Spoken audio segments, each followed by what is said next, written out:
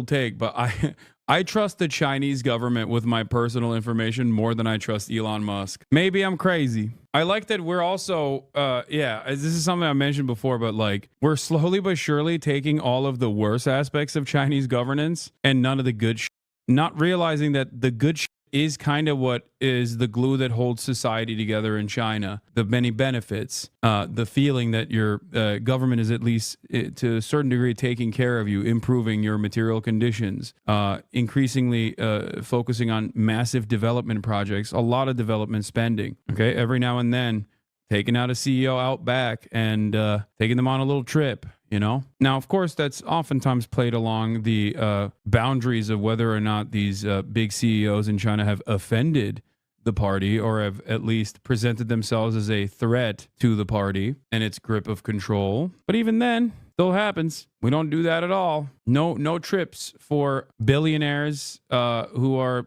poisoning our water supply. You know what I mean? Whether they are ideologically in agreement with the government or not. No high-speed rail. No even development. No building, no long-standing policy for building by need, just simply mass surveillance, repression, social repression, and perhaps more significantly, any kind of political repression being stamped out. Political dissidence is not allowed. So, Waleed Shahid, where is the Democratic Party on this? Where are the Democratic senators and Congress members on this? I mean, you have Hakeem Jeffries, who holds an emergency meeting of the Democrats after a judge stops the federal payments from going out to, stops the ban on federal funding.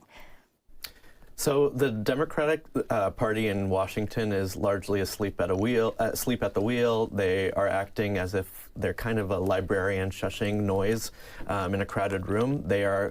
They're still believing in the normal procedures, normal decorum, normal...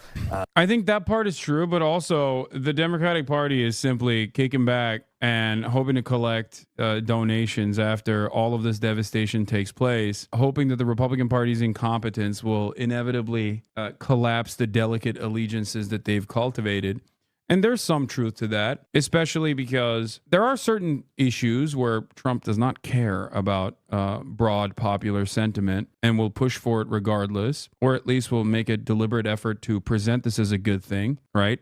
Tariffs, tax cuts for the wealthy, things of that nature that will inevitably harm his base of support. But at the end of the day, there are plenty of initiatives that the Trump admin will try to implement and fail to do so, oftentimes due to the internal conflict that exists within the Republican Party. So the Democrats are not entirely wrong, I guess, that they suspect this allegiance to collapse, but it is ridiculous that they're not trying to accelerate it through obstruction every step of the way, which is what they should be doing. They should be doing this every step of the way. Virtually every moment is a fantastic opportunity to consistently propagandize austerity and its devastating impact, collapse of the federal government and regulatory agencies, things that the Democrats are supposed to be tasked with defending. These are opportunities for the Democrats to make a mockery of the Republicans, to present to the American public how inept the Republicans are entirely. Even things that are not immediately in the control of the incoming administration, like planes falling out of the sky. You think Republicans would not use that as an opportunity to shut on the Democrats if it was happening under the Biden administration? Look no further than Palestine, Ohio. That's number one. And number two, the Republicans are so interested in using everything in a disingenuous fashion to do propaganda that they literally immediately went and said, oh, it's DEI. Planes falling out of the sky, it's got to be DEI. They blame the Democrats immediately. Democrats, on the other hand, are just like, stop hitting me. I don't know what's going on. Please stop hitting me. You, sir, are hypocritical. That's what they're doing. Stop taking the fucking high road, man. What are you doing? Fight back. There's definitely appetite from the broader base of not just the Democratic Party, but like there's plenty of appetite from the base of the Democrats in terms of obstructing the Republican agenda and fighting back against the Republicans. That's number one.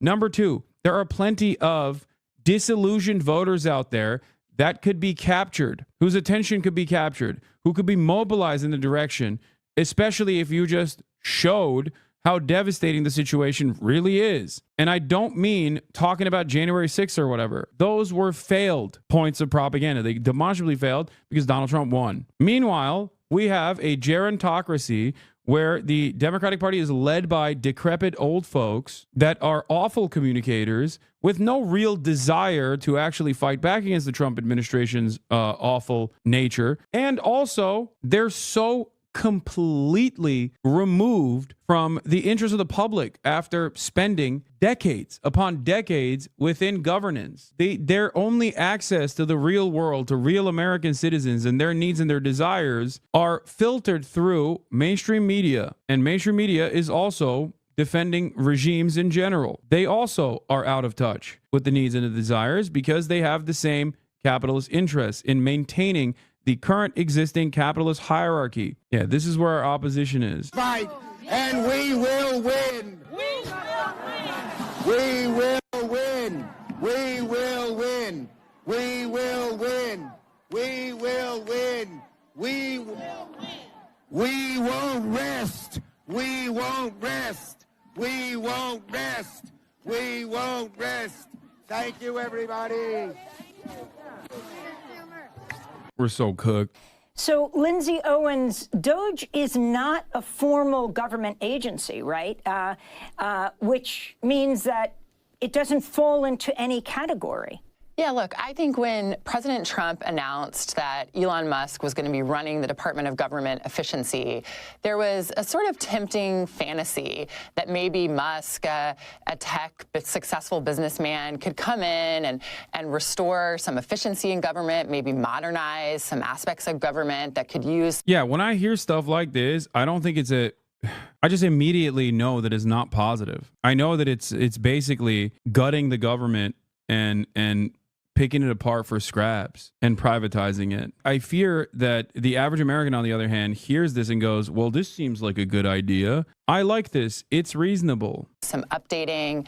I mean, I think with this weekend's seizure of the... You don't like efficiency? Not realizing that, of course, these guys are not going to be like, yeah, we want to steal all of the remainder federal agencies like that regulate ours and our businesses that basically keep you alive no matter how stupid you are. And also take advantage of the vast amount of wealth, the remainder of the federal coffers, and redirect all of that faucet of wealth back into our businesses, making it our own personal wallet. They're not going to say that. We want to maximize the efficiency of the government. The government sucks, right? The federal government is so bad. It's bureaucracy. It's bureaucracy. Obviously, it's bureaucracy. It's funny to do shock doctrine to ourselves and watch the American population clap like seals at the mere sight of it, like pure graft. And Americans are like, no, this is great, actually. I think this is going to yield tremendous bounty for me, a